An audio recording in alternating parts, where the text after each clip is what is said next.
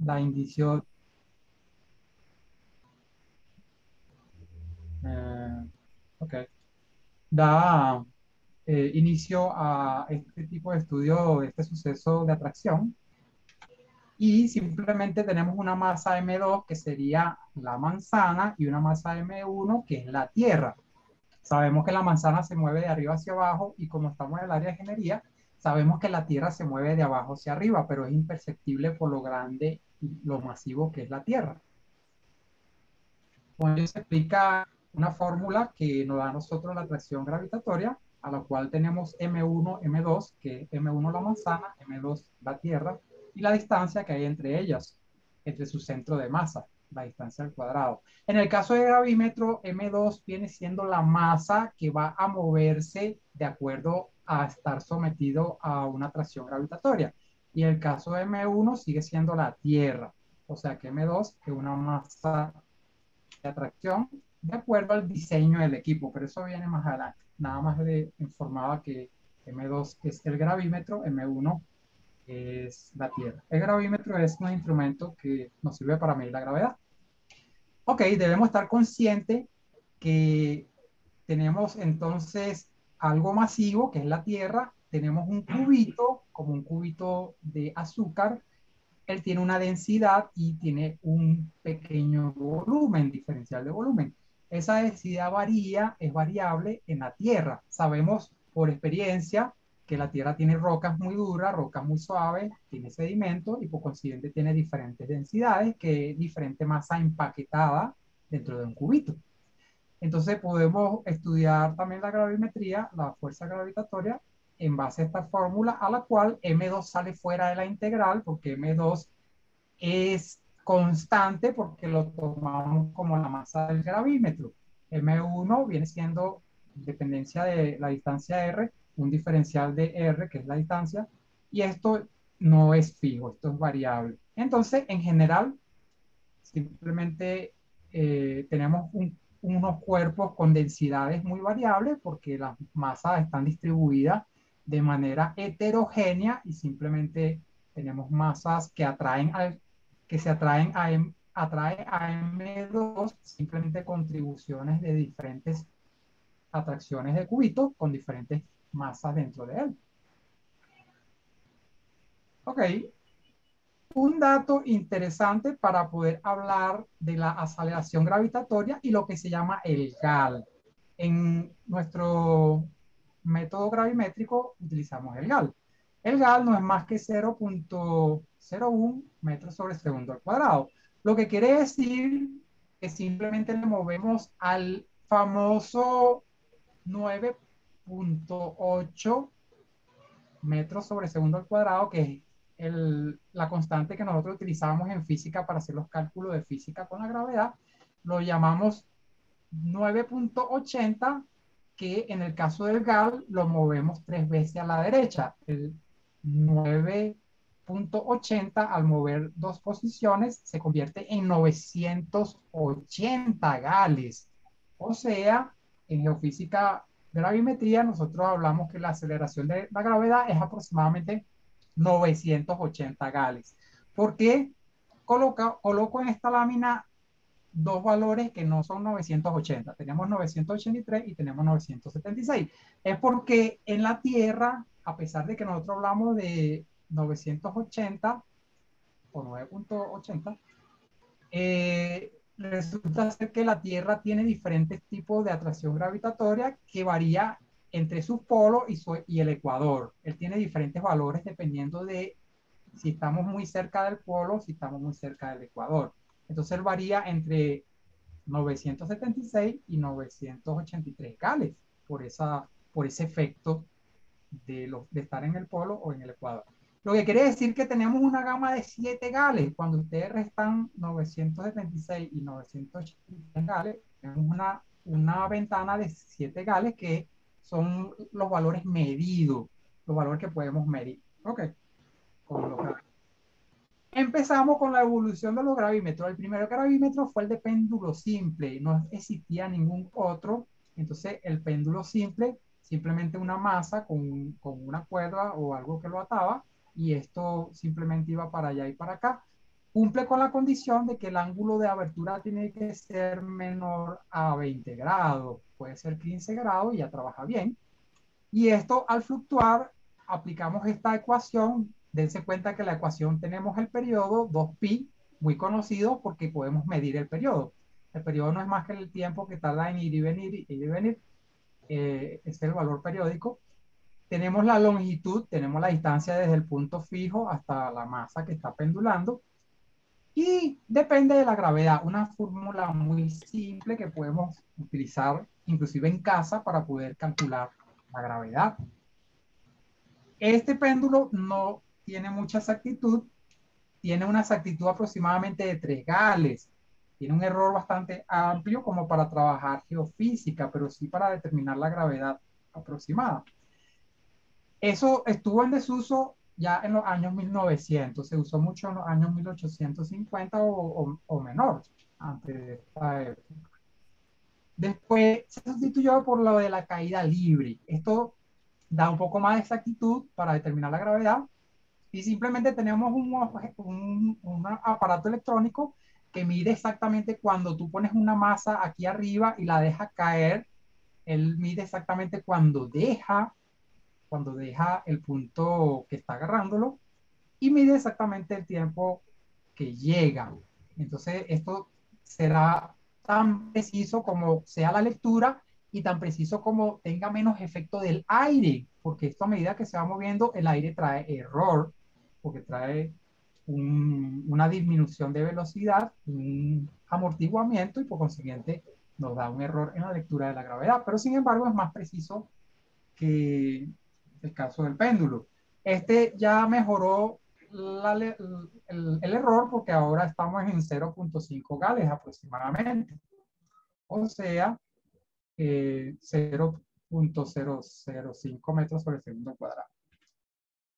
Ok, fíjense, ahora vienen los gravímetros más modernos, lo que tienen mayor precisión, que ya pudiéramos estar hablando de estos tipos de gravímetros, aparatos ya más sofisticados, y esos gravímetros miden los valores absolutos y los valores relativos.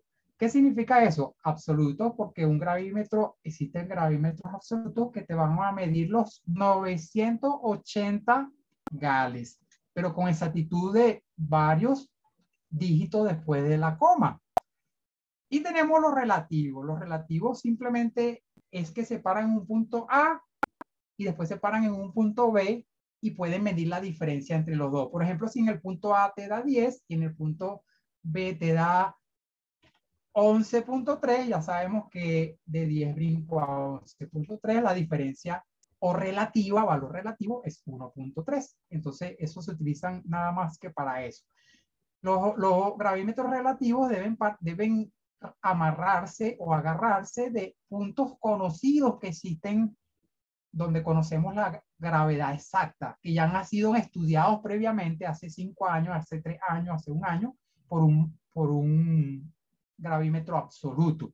Entonces, de manera tal que en toda Venezuela pudiéramos tener 10 puntos de gravedad absolutas, y ellos se van llevando hacia los puntos que necesitamos conocer con los gravímetros relativos.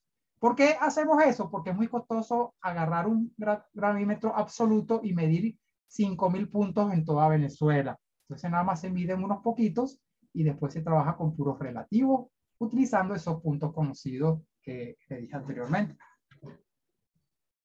Ok, gravímetros de resorte. Vamos a ver la tecnología de algunos gravímetros. Tenemos los gravímetros de resorte, que fueron los primeros que salieron, que fue después de lo de la caída libre. Simplemente es una masa que vemos acá, W, y tenemos un resorte. Este resorte va moviéndose a medida que la masa W es atraída por la Tierra. A medida que se atrae por la Tierra, se va más hacia abajo. A medida que la Tierra tiene menos gravedad, la masa W va hacia arriba, y eso hace que haya una distancia R, cada más grande o más chiquita. Y estos sensores están en vacío, zonas que no van a entrar el aire, no va a entrar ningún otro efecto, y por consiguiente el registro es más preciso. También podemos tener un aparataje electrónico alrededor de él que valer mayores o menores elongaciones y simplemente nos dan más precisión que esas anteriores como el péndulo simple o o el caso de la caída libre. Tenemos otra tecnología que es utilizada por lo que se llama gravímetro superconductor. Estos gravímetros superconductor tienen una tecnología bien interesante porque ella tiene una esfera diamagnética,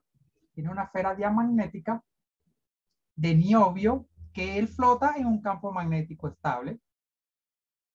Esta esfera diamagnética, normalmente de niobio, ella, imagínense, está surfeando en ese campo magnético. ¿Por qué se dice que es diamagnética? Porque simplemente es un material que va en contra del campo magnético. Entonces, por consiguiente, él flota. Si tú tienes algo que está arriba y de abajo para arriba va una brisa, hace que eso flote. Es lo mismo, pero en campo magnético. Esto, de este tipo, hay de dos. Tenemos los de medida exacta y los de medida relativa. Tenemos los dos.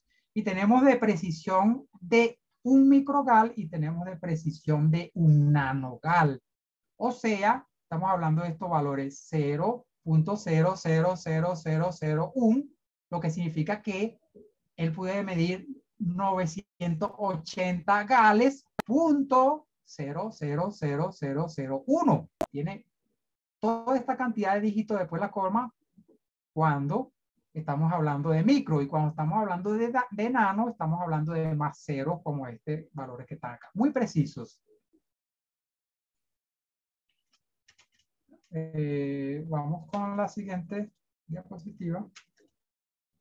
Ajá, tenemos los gravímetros de cuarzo. Simplemente es la tecnología anterior, parecida a la anterior. Fíjate que la anterior es la masa es una esfera de niobio. En este caso es una masa de cuarzo. Pero también tiene el mismo principio. Este cuarzo debe ser diamagnético y está también fluyendo en un campo eléctrico. Entonces, cuando lo metes en una gravedad mayor, esa masa fluctúa, pero fluctúa sobre ese campo magnético. Entonces, imaginemos algo así, como este cubito y el campo magnético está alrededor. Si la gravedad lo atrae hacia abajo, simplemente va a fluctuar hacia abajo o va a fluctuar hacia arriba dependiendo de esa gravedad mayor o menor. Muy bien. Ahora vamos a ver gravímetros como los Romberg. Los más típicos son el modelo G, el modelo D, que son similares, fíjense, son muy similares.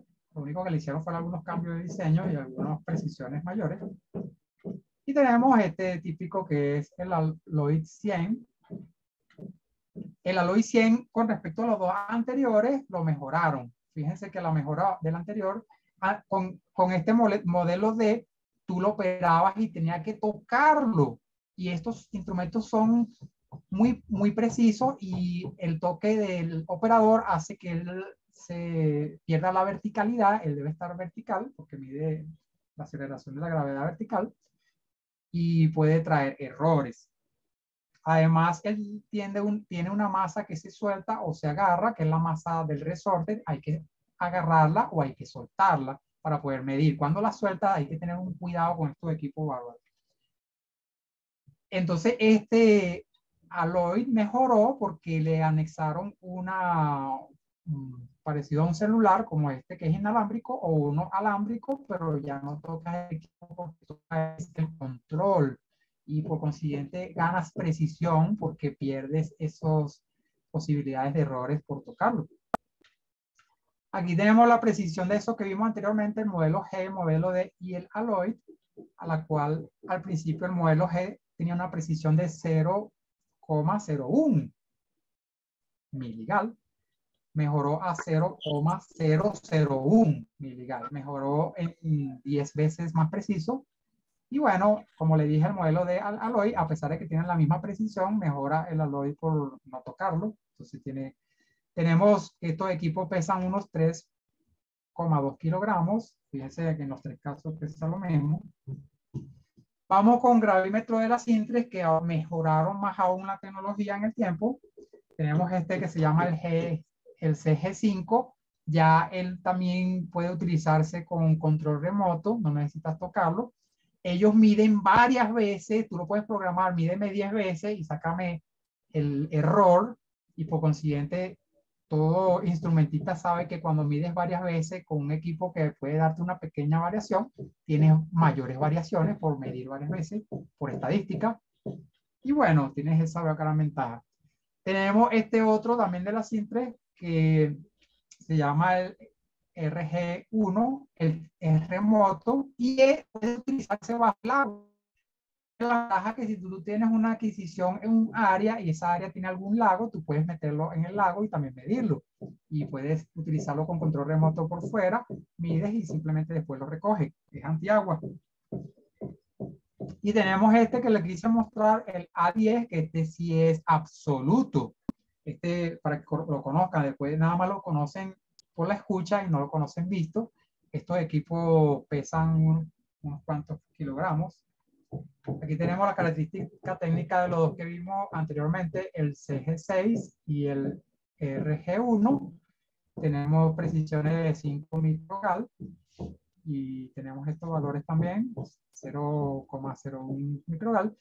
Y el absoluto también, fíjense que el absoluto pesa mucho más, tenemos 105 kilogramos versus 7,4, que es el que se puede meter dentro del agua. Y tenemos el 5,5, que es el CG6, que es el más liviano. Y le quise mostrar unos para fondo marino. También existe gravímetros para tú lanzarlo al fondo marino. También existe gravímetros para la luna. Medir la gravedad de la luna directamente con los instrumentos. Y bueno, ¿no? Ahora vamos en sí a lo que es la exploración y prospección. ¿Cómo lo hacemos? ¿Por qué lo hacemos? Utilizamos esta fórmula llamada la anomalía de Bouguer. Simplemente es una gravedad medida u observada y le vamos a restar la gravedad teórica. La gravedad teórica porque nosotros utilizamos una tierra teórica. Toda la información que medimos la llevamos a esa tierra teórica. La llevamos porque está lejos hacia arriba y la llevamos hacia abajo. La llevamos porque estamos muy en el Ecuador. La llevamos porque tenemos la atracción gravitatoria de la Luna y la tenemos que quitar eso. Todo eso como que si estuviera sin efecto de otro astro, de algún astro que está alrededor de la Tierra. Y simplemente utilizamos toda esa cantidad de cosas. Por eso que tenemos también este -T, que es efecto de relieve, también tenemos efecto de topografía, porque si estamos lejos de una tierra teórica, esa tierra teórica tiene un cero. Esa medida puede estar por arriba 100 metros y tenemos que hacer los efectos, o alrededor del punto de medición tenemos una topografía circundante y hay que quitarle ese efecto que nos está afectando. Aquí podemos ver el efecto desde los polos y nos vamos hacia el Ecuador. Dense cuenta que tenemos 983 gales en los ecuadores y tenemos 978 gales en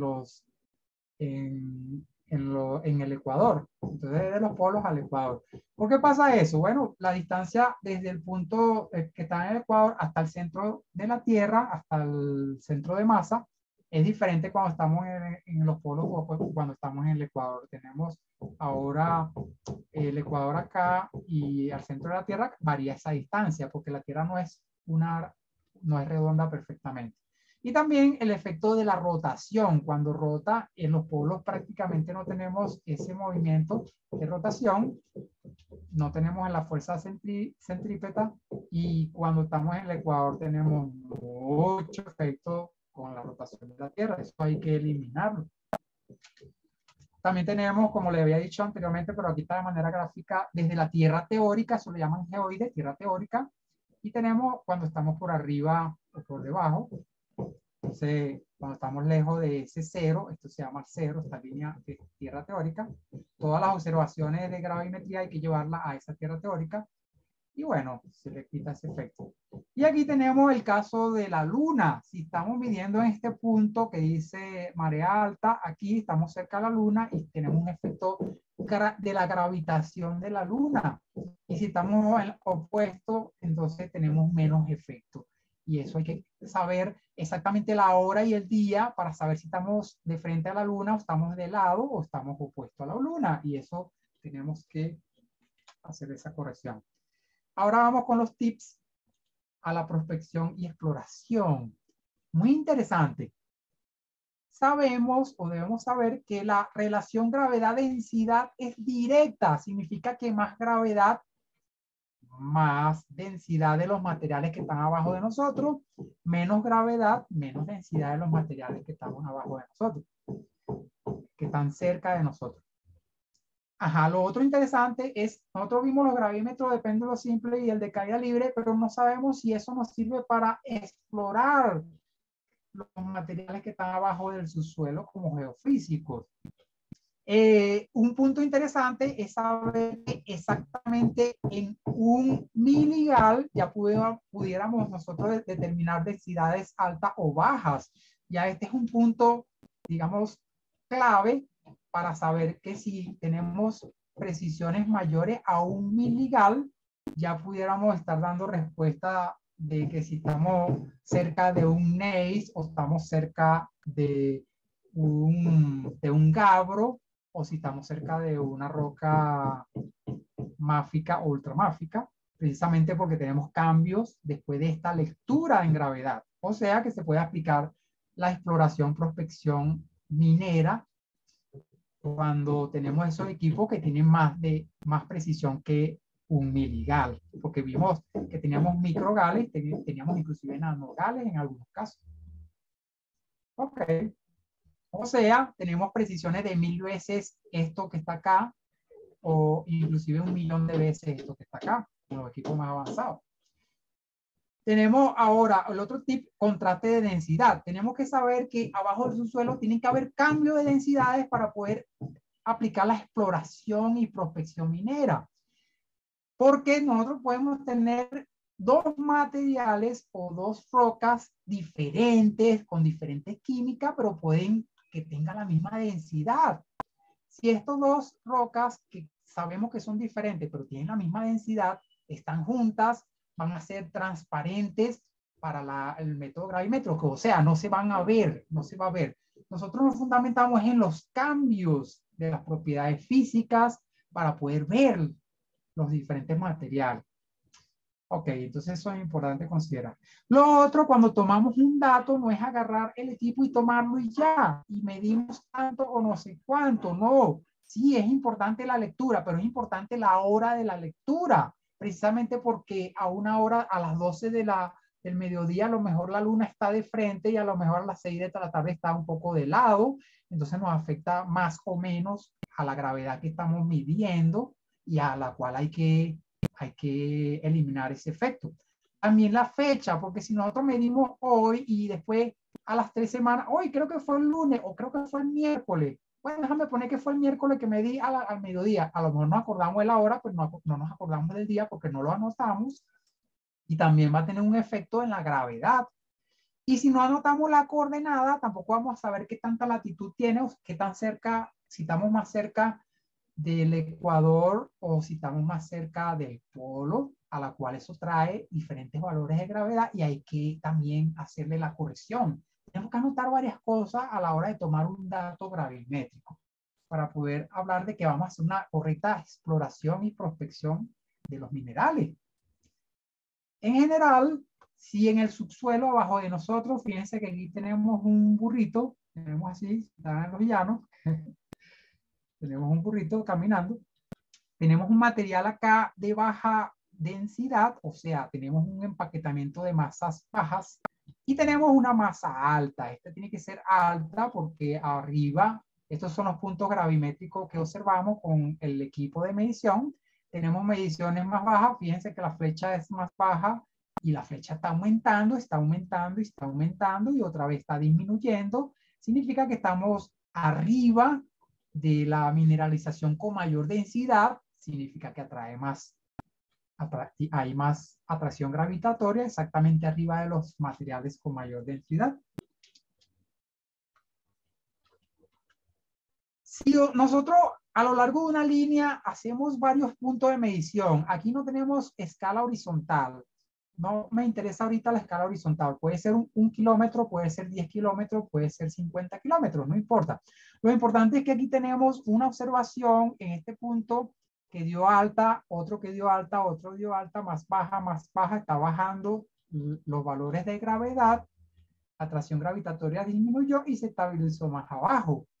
Significa que debemos interpretar cómo estábamos caminando por acá arriba, es la superficie de la Tierra, y estábamos en un material de 2,6 gramos centímetro cúbico, y el material que a lo mejor es el basamento de ese material gris está en 2,8. Significa que el 2,8 aquí está cerca de la superficie, va a dar una gravedad más alta, y a medida que el material más denso o que tiene más masa empaquetada va alejándose de la superficie, y tú mides aquí, entonces mides un material que está menos denso porque aquí el grosor es menos, y así sucesivamente se hace más lejos, se hace menos gravedad.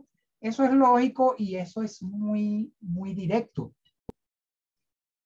Ahora, ¿qué pasa si, mire, ve, esa lectura tiene fluctuaciones pequeñas? Fíjense que ahora estamos hablando de una fluctuación chiquita roja que aumentó muy rápidamente, y aquí tenemos otra similar con el mismo tamaño de grosor y el mismo amplitud de aumento, y aquí también.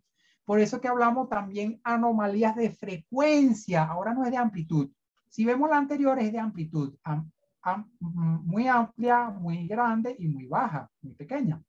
Y ahora tenemos de frecuencia, tenemos que aumentó aquí la frecuencia, que aumentó y que aumentó en 3 puntos diferentes. Como tiene el mismo grosor y el mismo alto, estamos hablando de 1, más o menos el mismo tamaño de mineralización. 2, más o menos la misma profundidad, porque lo ancho de la pequeña anomalía de aquí a aquí, lo ancho de la pequeña anomalía es aproximadamente igual, y aquí también aproximadamente igual. Significa que el ancho representa lo profundo y el alto representa el contraste. Y fue bastante alto, pero muy focalizado en un punto, en 3 puntos diferentes. Estamos hablando de que lo más probable es que eso sean mineralizaciones que tienen 3 gramos centímetro cúbico, que al compararlo con 2,4 estamos hablando de mayor. Significa que debe aumentar la gravedad encima de esos pequeños puntos.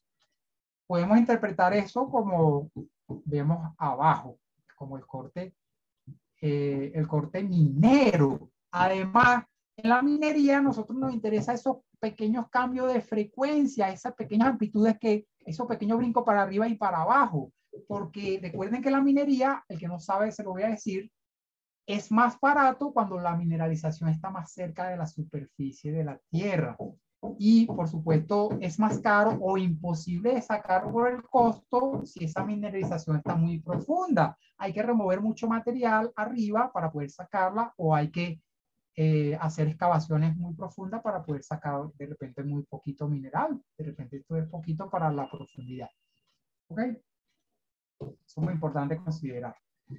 Aquí tenemos un caso probable de un dique. Eso se presenta mucho en la zona del estado Amazonas y Bolívar, a la cual tenemos zonas que han habido volcanes muy antiguos. Puede ser una aureola volcánica. Podemos tener alrededor en la zona azul una roca ígnea, pero una roca ígnea que tiene poco mineral de hierro, una roca ígnea, lo que se llama roca ígnea ácida, cuando tiene muchísimo cuarzo, un 90% de cuarzo, 95%, y tiene pocos minerales pesados. Y de repente aquí tenemos un dique de un volcán en densidad más alta, porque aquí nos dice la gravedad aumentó, debe ser densidad más alta, Estamos hablando de una roca ígnea básica. Las rocas ígneas básicas son muy oscuras. Estamos hablando de gabros, estamos hablando de olivino y esos minerales que están muy cargados de hierro, pero con otros minerales también pesados, como el níquel, como minerales de ese tipo, como eh, sí, el níquel, estamos hablando del níquel y otros más. Entonces aumentamos la gravedad muy rápidamente. Cuando ustedes aumentan muy rápidamente acá, y esto es muy similar, este flanco es muy, disculpen, el flanco derecho es muy similar al flanco izquierdo en la lectura, estamos hablando de contactos muy verticales. Cambia muy rápidamente la atracción gravitatoria cuando tenemos cambios muy verticales. Y el ancho, poco ancho, implica que está muy poco profundo o en este caso en la superficie de la Tierra. Si estamos caminando por acá con la geología, podemos ver las diferentes rocas cuando partimos las diferentes rocas o hacemos pequeñas aberturas tipo trinchera. También podemos determinar geológicamente las evidencias de que esa mineralización empieza desde la superficie o empezará más profunda, quizá empieza a los 10 metros de profundidad, necesitáramos entonces algunas perforaciones focalizadas, pero primero, más económico es determinar la respuesta gravimétrica y después ir a la perforación para poder ir con los ojos abiertos y pegarle una sola aquí en el medio y una aquí en este flanco y una aquí en este flanco. Con 3 perforaciones es suficiente si tenemos la lectura de nuestra geofísica, gran geofísica. Seguimos con otra aplicación.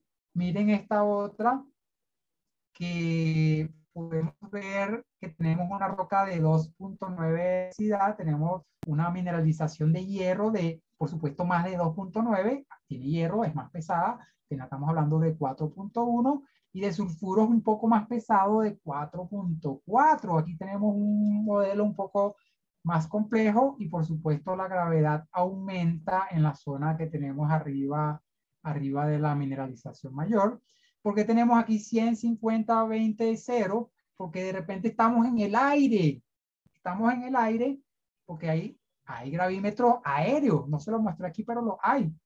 O de repente tenemos una cobertura acá arriba de un material que no es ni este ni aquel. De repente es pura arena que está arriba y estamos caminando arriba de esa cobertura. Y es como que si estuviéramos un poco más lejos de la mineralización, vamos a ver la lectura menos pronunciada a medida que estemos más lejos. Claro, si estamos a 100 metros de esto que estoy mostrando acá abajo, estamos a 100 metros, estamos lejos. Si estamos a 20 metros, estamos más cerca y por consiguiente vemos una lectura más pronunciada. Y si estamos a 0 metros, estamos caminando justamente en la superficie. Esto es un perfil, esto es una línea recta que estamos caminando y estamos teniendo diferentes lecturas. Entonces, es importante para saber que aquí hay un alto gravimétrico que por lo menos le peguemos en 3 o 4 puntos de observación. Aquí arriba deben estar 3 o 4 puntos. ¿Por qué le hago acotación de eso? Imagínense que exactamente aquí, en este punto, tengamos una observación con un gravímetro. Después exactamente en el centro tengamos una segunda observación. Vamos a ver una lectura aquí, después vamos a ver una lectura aquí y después nos fuimos para este extremo y tuvimos 3 lecturas nada más. O sea, una acá que dio, aquí dice 5. Bueno, esta es ya corregida porque esto es anomalía Google seguramente. Tenemos 5, 4, 3, 2. Aquí leímos 2, después leímos 5 y después leímos 1. Eso no es suficiente para nosotros decir que ahí hay un alto gravimétrico. Nosotros tenemos que tener por lo menos 3 puntos que lean ese alto gravimétrico. Si no, se puede tomar como un golpe que le dimos al equipo, o de repente vimos mal, o de repente escribimos mal, no sabemos qué pasó. Siempre debemos tener por lo menos 3 lecturas montadas que nos corroboren, que estemos seguros, y más si nosotros en el área minera dependemos de los pequeños cambios. Fíjense, si vemos aquí, este es un pequeño cambio, aquí tenemos otro pequeño cambio, una fluctuación que bajó y subió. Eso es importantísimo en el área minera. Más todavía tenemos que tener estaciones cerca para poder determinar la forma lo más precisa posible de ese comportamiento de la gravedad y poder tener pequeños cambios mineros que puede darnos esos yacimientos minerales que tanto nos interesan. Aquí le voy a mostrar un mapa gravimétrico aquí tenemos un mapa gravimétrico de simplemente varias. ¿Cómo tenemos estos mapas? Tenemos que tener varias líneas, como esta que vemos aquí. Pudiéramos tener varios puntos. Aquí vimos 1, 2, 3, 4, 5, 6, 7, 8 puntos de observación. Aquí tenemos una línea, esta es más larga. Tenemos 1, 2, 3, 4, 5, 6 y 7 líneas. Entonces, con esto podemos hacer mapas que montado en helicóptero podemos saber dónde está la distribución de las mayores densidades. Están aquí en esta escala de anomalía de Bouguer. Tenemos los valores más altos de anomalía de Bouguer, tenemos los valores más bajos, las densidades más lejanas de la superficie, está en esta zona azul. Pero también pudiéramos haber medido de esta manera, como diferentes puntos aleatorios, y también podemos hacer mapas de anomalía de Bouguer y por consiguiente determinar, como ven aquí, zona de fractura. Fíjense que esta es una zona, un alineamiento estructural de la geología. La geofísica tiene que estar pegada de la geología. No es un geofísico solo, independiente, y el geólogo váyase para allá bien lejos, y esa pelea inerte negativa de la geología con la geofísica, que tú eres mejor, yo soy mejor, tú eres mejor, cada uno tiene su fortaleza y hay que unirla para ser hiper fuertes. ¿Ok? Muy bien. Entonces terminamos con la exposición.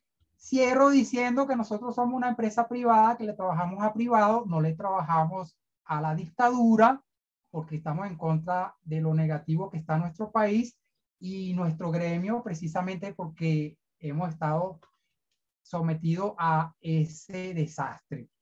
No le trabajamos a la dictadura. Entonces, bueno, para adelante, el área privada, apoyemos el área privada. A pesar de que trabajé en Geomin y en otra área del Estado, no le trabajamos al Estado. Listo. Terminamos con Muchísimas esto. gracias. Muchísimas gracias, Roger, por tu presentación. Vamos a abrir una pequeña sesión de preguntas y yo me voy a dar el lujo de empezar. Tengo una pregunta. Comentabas de que es posible hacer mediciones de gravimetría aéreas. ¿Podrías un poco elaborar en el método de funcionamiento de esos equipos, las limitaciones de esos equipos, de cómo se miden? Y además, ¿es posible realizar mediciones de gravimetrías con drones tipo hélice fija o tipo helicóptero? No sé si puedes comentar también sobre eso. Ok, sí puedo comentar. Fíjense lo siguiente, con drones ahorita no se ha desarrollado esa área. Primero, el área del dron es muy nueva y lo segundo, que necesitamos que esos equipos tengan sensores y aparte de eso tienen un peso, porque no es nada más la masa a la cual está en ese campo magnético, es que hay un aparataje alrededor. Y si pueden ver lo que les presenté, tienen 3 kilogramos y ello significa que necesitamos un aparato volador que pueda cargar eso y pueda estar estable para eliminar esos movimientos. Ahora, los movimientos de los drones puede fluctuar y pueden afectar. Ahora, los gravímetros aéreos sí tienen limitantes, son menos precisos que los terrestres, pero ellos tienen una serie de puertos que atenúan el movimiento del helicóptero y de los motores. Tienen sistemas especializados para ello y se hace relativamente poco, se hace menos que la terrestre, precisamente por esa relación de beneficio-costo. Pero sí, ellos tienen internamente en su diseño ese sistema de amortiguamiento de ese movimiento y por consiguiente trata de estar lo más estable posible en las mediciones, y ellos tienen sistemas de que rehusan cuando no se ha hecho la atenuación correcta, él rehúsa o no guarda los diferentes valores que ha leído. También tenemos una desventaja con la aérea, que estamos lejos de la mineralización por estar a lo mejor a 20 metros, a lo mejor a 40 metros, y por consiguiente vamos a tener unas lecturas más suavizadas y no podemos hacer la exploración minera directa. Sí se puede obtener a grandes valores para petróleo, sí se pueden, porque estamos hablando de que el basamento del petróleo está a unos cuantos kilómetros lejos y bueno, simplemente son grandes valores que vamos a obtener, lecturas que vamos a identificar dónde están los más altos, dónde están los más bajos, si puede trabajar bien allí. ¿Okay? ¿Tienes otra pregunta? Sí, hay dos buenas preguntas, pero antes quisiera ¿qué tal los métodos de magnetometría con drones? ¿Eso se ha hecho? Los magnetómetros para utilizarlos con drones. Fíjense, no, yo voy a dejar abierto de que se haya hecho o no, porque no manejo toda la información actualmente. Hasta donde yo sé, hasta donde está mi experiencia, no se ha hecho. ¿Ves? Entonces dejo abierto porque hay tanta tecnología y yo he estado ahorita divorciado del área minera como unos 2 años, más o menos 3. Entonces no sé si habrá salido una nueva tecnología, pero el hecho de que necesitemos cargar con unos sensores que son algo pesados y los drones debería ser, deberían cargar 1 kilo, quizá 2 kilos, pero ya cargar 4 o 5 kilos es un poco difícil, no significa que sea imposible. Hasta donde yo sé, no se ha hecho con drones. Lo que se hace con drones principalmente son las fotografías aéreas, más que todo sensores remotos, se está haciendo con drones. Y también se está haciendo topografía con drones. No entendí. Muy bien, aquí hay dos preguntas de parte de Marcos Torres. Voy a comenzar con la segunda. ¿La gravimetría satelital es usada en la actualidad en la exploración minera de la misma forma que es usada la gravimetría terrestre? Esa es la pregunta. No, exactamente. La satelital no es utilizada de la misma manera. Si la satelital es utilizada para obtener las densidades de manera también referencial, pero no podemos utilizarla de la misma manera, precisamente porque estamos lejos de la Tierra. La satelital se puede utilizar para ver los grandes altos de toda una nación o de toda una región. Podemos ver los grandes altos o los grandes bajos. Y entonces, si tú estás buscando un mineral muy pesado, o sea, de repente rocas líneas básicas, ultra básicas, que son las más pesadas, tú puedes ir a esas gravimetrías satelitales y puedes ver referencia de dónde se concentran las mayores atracciones gravitatorias y por consiguiente las mayores densidades que están cerca de la superficie. Pero una vez que tú estás a nivel de terrestre, allí tú sí puedes hacer la gravimetría aplicada a la minería, porque ahí sí puedes tener los cambios pequeños. Si tú tienes una lectura, como vimos, larga, suavizada, pero tenemos los brincos, los pequeños brincos, eso se puede determinar es con microgravimetría, o sea, hacer estaciones cada 10 metros, hacer estaciones gravimétricas cada 5 metros, y puede ver los pequeños cambios o fluctuaciones que son los materiales que están muy cerca de la superficie, los cambios de densidades pequeños. Por eso es que puse esa lámina, que tenemos la interpretación de esos tres cuerpos chiquitos cerca de la superficie, porque traían pequeños cambios en las lecturas. Entonces, hay que ver cuál es tu objetivo y puedes utilizar una herramienta u otra dependiendo de tu objetivo. Aquí hay otra pregunta.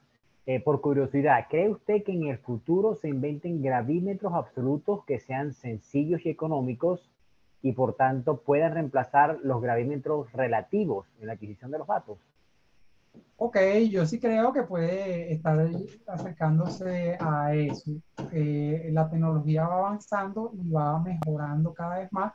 La competencia de los costos de quién da mejores resultados es importante, que hayan varias empresas compitiendo, y yo sí creo que puede llegar a eso. Pero ahorita no es posible, porque fíjense que estamos hablando de que los gravímetros absolutos tienen un peso de 100 kilogramos y estamos hablando de los relativos, tienen un peso de 4 kilogramos, 7 kilogramos, puede llevarse fácilmente con exploración con un vehículo, llevarse por vehículo. Y el costo de un gravímetro absoluto es muy alto, 10 veces más de lo que es un relativo, 20 veces más. Ahorita no es posible, pero sí ha estado avanzando hacia esa dirección. Recuerde que la proyección es la dirección a la cual vamos avanzando. Anteriormente los gravímetros absolutos eran más pesados de lo que son ahorita, menos precisos. Ahora son más livianos y más precisos. Entonces estamos avanzando justo a lo que tú estás diciendo, a la cual pudiéramos nosotros obtener el valor exacto de la gravedad, claro, exacto, pero sin las correcciones que estás midiendo, la observada, con esos gravímetros absolutos como que si fueran los relativos. ¿Otra pregunta? Muchísimas gracias. En vista de que no hay otra pregunta por aquí, me voy a tomar esa última pregunta. Roger, ¿pudieras comentar sobre esos proyectos que tú has venido trabajando en los últimos años, los que trabajaste aquí? ¿Cuál ha sido el alcance y el objetivo de esos proyectos que has hecho aquí en Venezuela para los estudios gravimétricos? Si ha sido de investigación científica, aplicaciones de minera, petrolera, ¿pudieras darnos una pequeña resumen de esas aplicaciones? Sí, de hecho, una de las travesías mineras que ha sido más impresionante fue precisamente en un trabajo gravimétrico que se hizo precisamente con Rafael Rodríguez, quien fue que me contactó me contactó a través de él, que contactaste tú precisamente, Gabriel. Estuvimos él y yo en esa travesía por todo el río Orinoco, hasta por allá hasta la Esmeralda. Ajá, esa es una población muy lejana de Puerto Ayacucho, pero recorrimos desde Puerto Ayacucho hasta esa zona y midiendo gravimetría cada 2 kilómetros. Ese trabajo fue para los brasileros, contrató a Ingeomin, fuimos nosotros dos, Rafael Rodríguez y mi persona, con nuestro gravímetro CG5 en ese entonces, y fue extremadamente una experiencia extremadamente interesante, tanto por la parte técnica como también observar esos ambientes naturales tan impresionantes. Ahí hicimos unas cuantas mediciones, a lo mejor fueron unas 500 mediciones, diferentes puntos. ¿Para qué fue ese objetivo? Porque los brasileños estaban en ese entonces persiguiendo el objetivo de calcular un mejor geoide.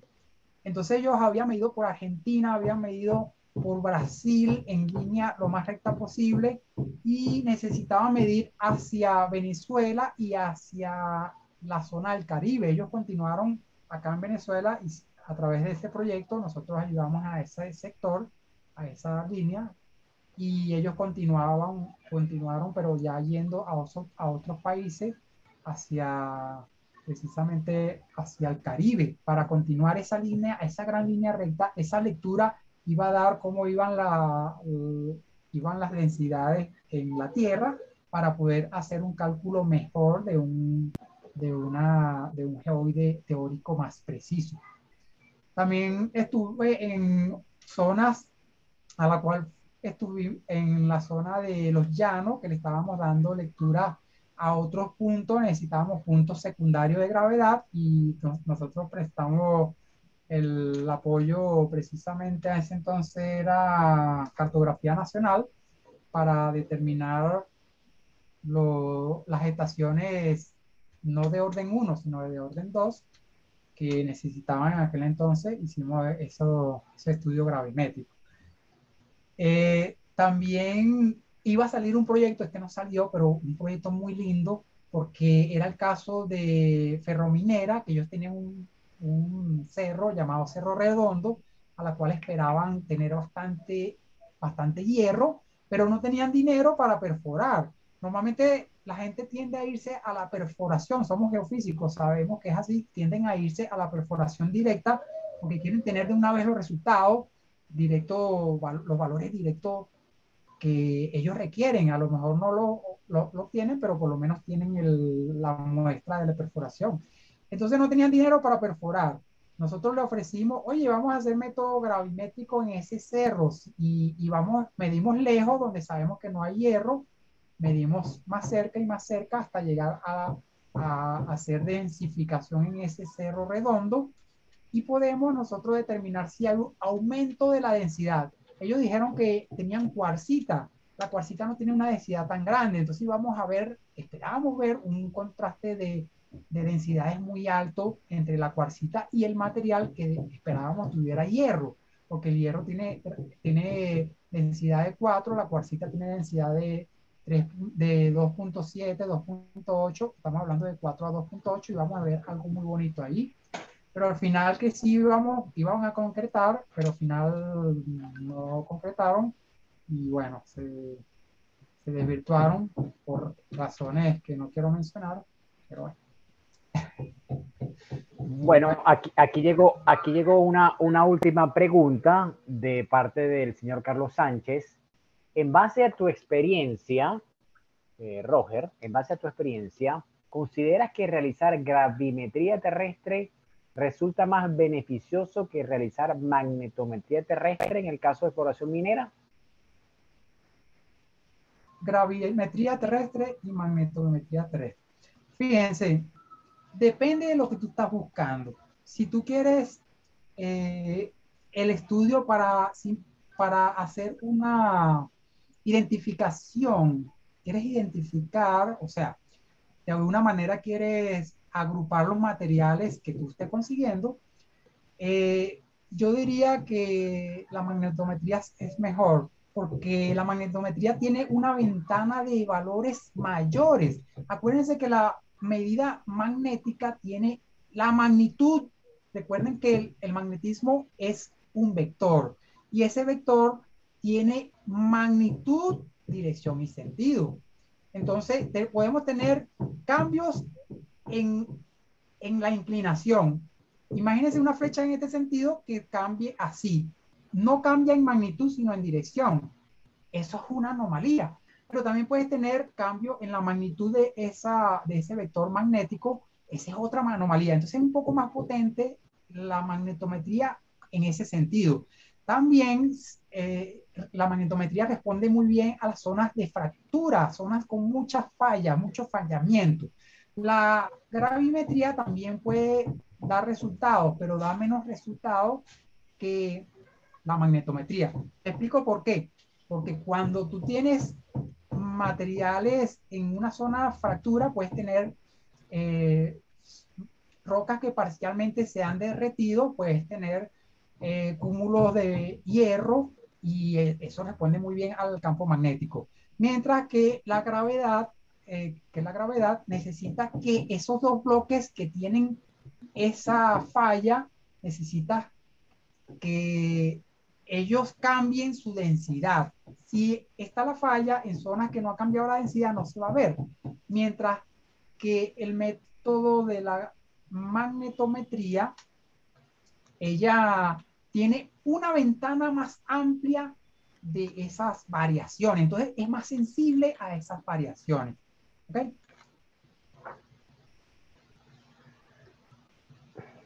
Bueno, ya no tenemos más preguntas por aquí en el chat. Vamos a agradecer al ponente, Roger, muchísimas gracias por compartir hoy con todos nosotros tus conocimientos sobre gravímetros y la aplicación de la gravimetría en la exploración minera. En nombre de todos los miembros de la SOBG y de la Junta Directiva, del Comité Organizacional de este evento, te queremos dar las gracias y decirte que eres bienvenido a todas estas presentaciones. Por favor, sigue en contacto con nosotros. Para nosotros en la sociedad es importante, aparte de los métodos convencionales de sísmica, también incluir estos temas de métodos potenciales y de prospección minera. Muchísimas gracias, Roger. Yo creo que ya por ahora podemos darle la finalización a esta presentación por el día de hoy. No, a ver. Muchísimas gracias. Gerardo, ya podemos cortar la presentación. Muchas gracias y nos vemos el mes que viene con la presentación.